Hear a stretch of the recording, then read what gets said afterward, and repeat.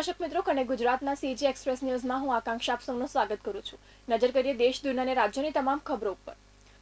ઉત્તર ભારતમાં હિમવર્ષાને પગલે ગુજરાતમાં પણ આખરે શિયાળાએ જમાવટ શરૂ કરી છે। ગત રાત્રિના નલિયામાં 9.8 ડિગ્રી સાથે સરેરાશ લઘુત્તમ તાપમાનમાં સામાન્ય કરતાં 1.1 ડિગ્રીનો ઘટાડો નોંધાયો હતો। પાડલિયા ગામે ફોરેસ્ટની જમીન વિવાદ બાદ બબાલ થઈ હતી। આ દરમિયાન સ્થાનિક લોકોના ટોળાએ ફોરેસ્ટ ટીમ અને બાદમાં પોલીસ ટીમ પર હુમલો થયો હતો, જેમાં 45થી વધુ પોલીસ અને ફોરેસ્ટના કર્મીઓ અને અધિકારીઓ ઘાયલ થયા છે। અમદાવાદના ઓઢવ નજીક આવેલ સિંગરવા ગામ પાસે આવેલી સાગર કેમિકલ ફેક્ટરીમાં આગ લાગવાની ઘટના બની હતી। આ આગ લાગવાનો બનાવ બનતા ફાયર બ્રિગેડની 3 ગાડીઓ ઘટનાસ્થળે પહોંચી પાણીનો મારો ચલાવી આગ પર કાબુ મેળવ્યો હતો।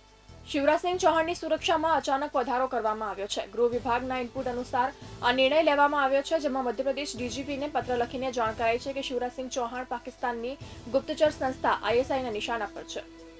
આગામી સપ્તાહથી દેશભરમાં કડકડતી ઠંડી પડવાની શક્યતા છે। આ શિયાળાનો પહેલો મોટો વેસ્ટર્ન ડિસ્ટર્બન્સ 17 ડિસેમ્બરે હિમાલયના રાજ્યોમાં પહોંચશે।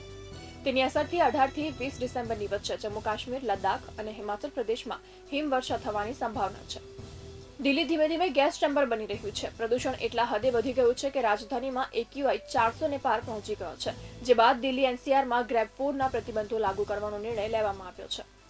સિરિયામાં ઇસ્લામિક સ્ટેટ જૂથ દ્વારા કરવામાં આવેલા હુમલામાં 2 અમેરિકન સૈનિક અને 1 અમેરિકન નાગરિકના મોત નિપજ્યા છે અને 3 ઘાયલ થયા હતા। અમેરિકન સેન્ટ્રલ કમાન્ડે આ વાતની પુષ્ટિ કરી હતી। અમેરિકામાં બ્રાઉન યુનિવર્સિટીમાં પરીક્ષા દરમિયાન કાળા કપડાં પહેરેલા એક અજાણ્યા શખ્સે યુનિવર્સિટીની એન્જિનિયરિંગ બિલ્ડિંગમાં અંધાધૂંધ ગોળીબારી શરૂ કરી દીધી હતી।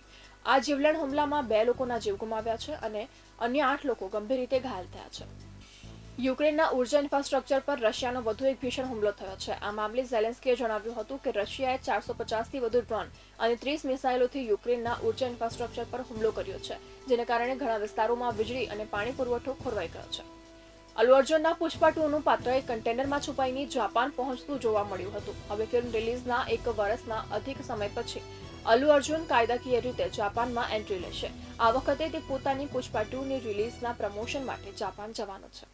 તો આ હતા કનેક્ટ ગુજરાતના આજના સીજી એક્સપ્રેસ ન્યૂઝ। નવા સમાચારો અને વધુ અપડેટ માટે તમે જોડાયેલા રહો કનેક્ટ ગુજરાત સાથે। ત્યાં સુધી મને રજા આપશો। નમસ્કાર।